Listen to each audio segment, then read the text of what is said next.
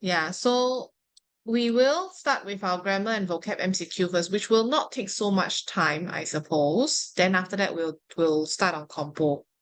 Okay. Today's focus on compo is to be able to use words that doesn't just tell. It will show. Okay, it will show your readers. Show doesn't literally means you show them a picture. But when we say you are showing instead of telling, you are actually showing them an image in their head.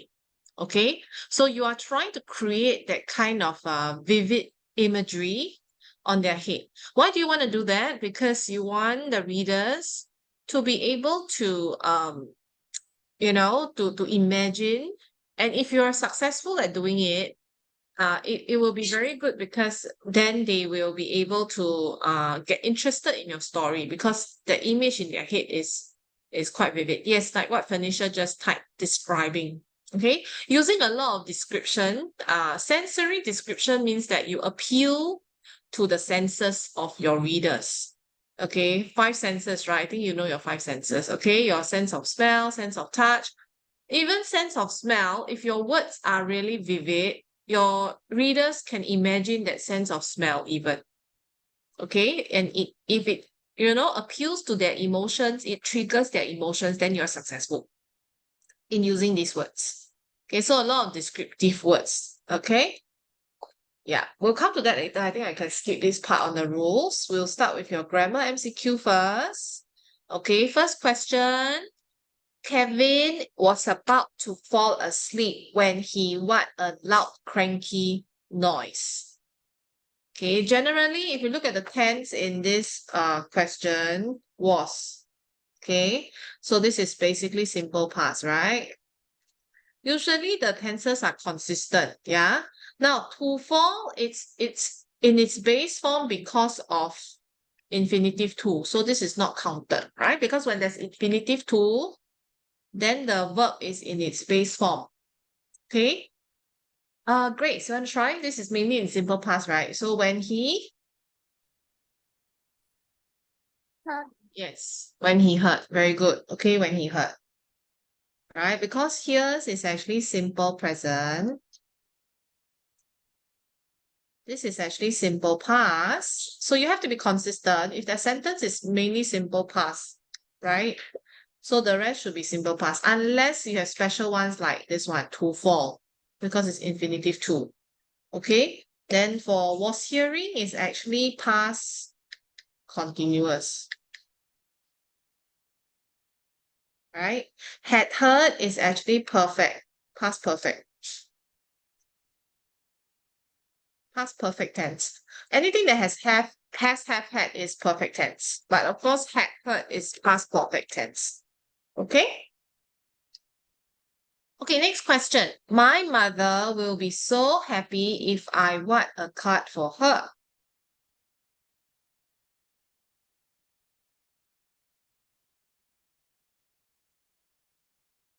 My mother will be so happy if I write a card for her.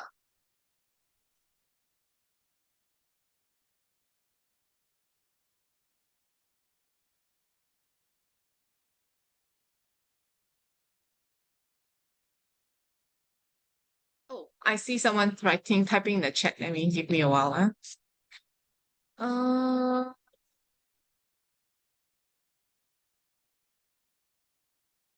yeah, okay. Yes, because like I said, I mean, of course, this one, look out for clues in the sentence, okay? The clue, well,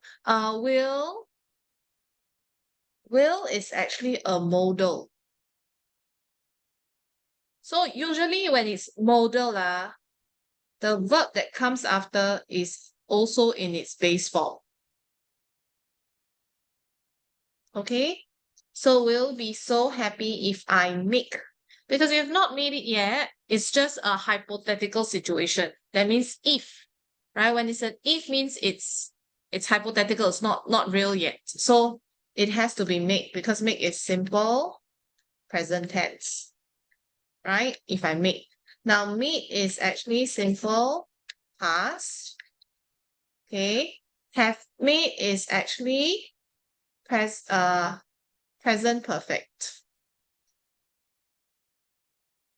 This is past perfect. Okay? So D. Right? Okay, next one. I wish my tutor what the mathematics test. Yes, Jared. I wish my tutor will postpone the mathematics test. Okay, this is a very tricky one. I think I've seen some of your answers and most of you chose will postpone. Okay, the reason why it's not will but would, okay, will basically is a present, okay, it's a present tense but it's a modal. Will, would, shall, should, can, could, all these are modal. Okay, this one is a past modal. Because it's a wish, right? So if you wish it, that means you wish that he had done it.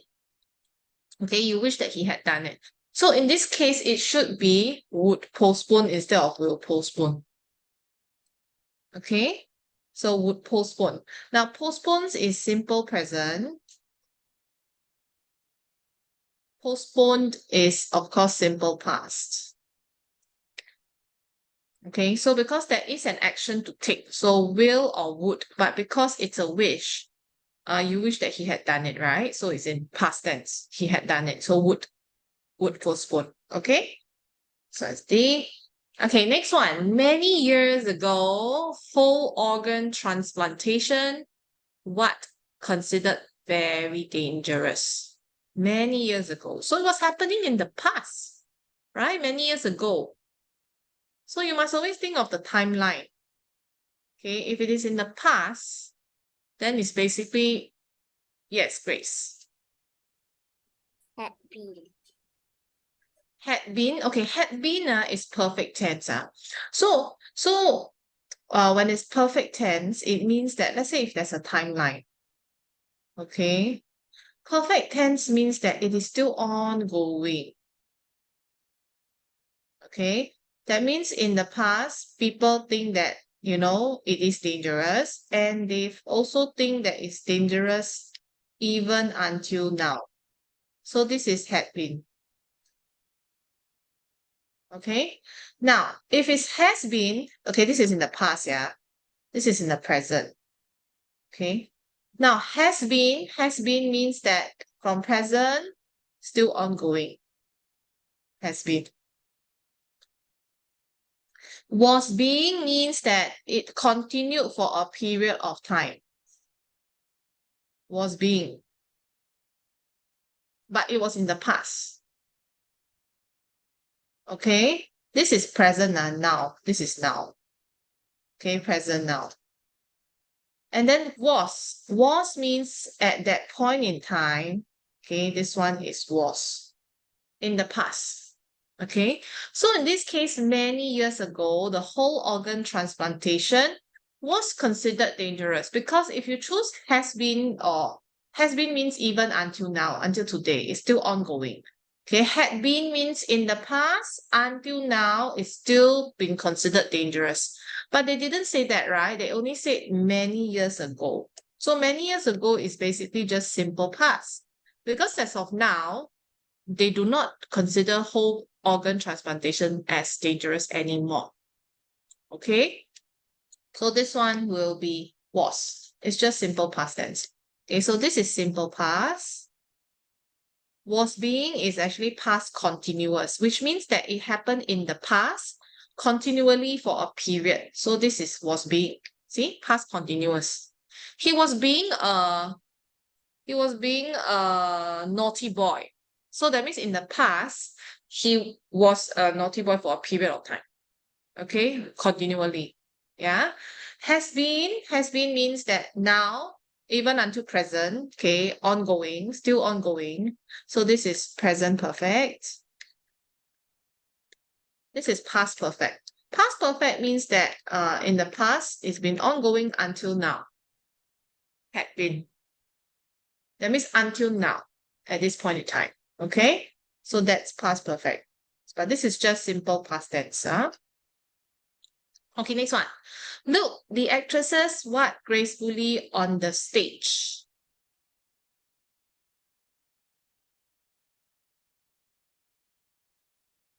Oh, I like your plant on your head, Gerald.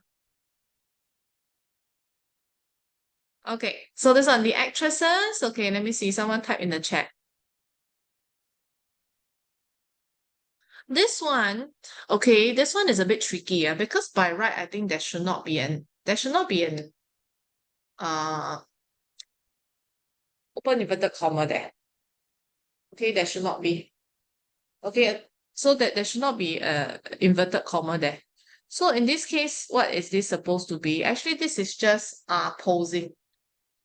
Because look means what? Present, right? It's present. Look there, right? So it must be present tense. So that means you can cancel this already. Yeah. The actresses are posing because it is still continuous, right? They are doing it now and it's present continuous. Okay. Pose is basically simple present tense. Have pose is present perfect tense. Okay, so are posing is the best answer for this because they are continuously doing it on the stage now. So it's present tense, right? Present continuous, right? Okay, are we good? Yes, we're good. Okay, any questions? Let me see. Yeah. No? No questions?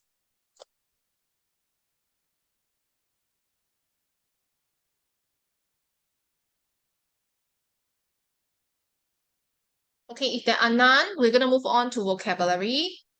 Okay, now next one, David's family likes to what? They go to different restaurants every weekend. Anybody? Grace. Dine out. Yeah, okay, dine out. Dine out means that because if we were to, from their perspective, if they dine in, it means that they dine in their house, right? But because they like to go to different restaurants, so they like to dine out. Okay, so it's basically to eat a meal away from home. What about takeout? What does takeout mean?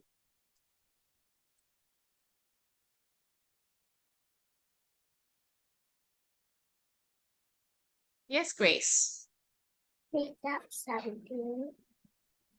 Okay, it can literally mean take out something, right? Or maybe you can say, I take her out.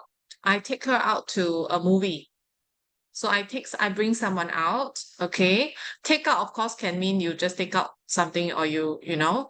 But take out has multiple meanings. What if I were to say that uh he always take his anger out of on his parents. Okay, he always take his anger out on his parents. So basically, it also means that you relieve your frustration and anger on someone. Okay, relieve frustration and anger from someone. He always take his anger out on someone, right? Relieve frustration and anger on someone. But takeout, I think you might have seen at some restaurants. Are you dining in or taking out? They might ask you, right? So if you're taking out means that you are buying food from maybe a restaurant or cafe and eating elsewhere. That means you're not eating at the restaurant, you're taking it out. Okay? But take out can also mean to kill someone. Okay, so like for the gangsters took him out for crossing them. Took him out means they killed him because he made them angry.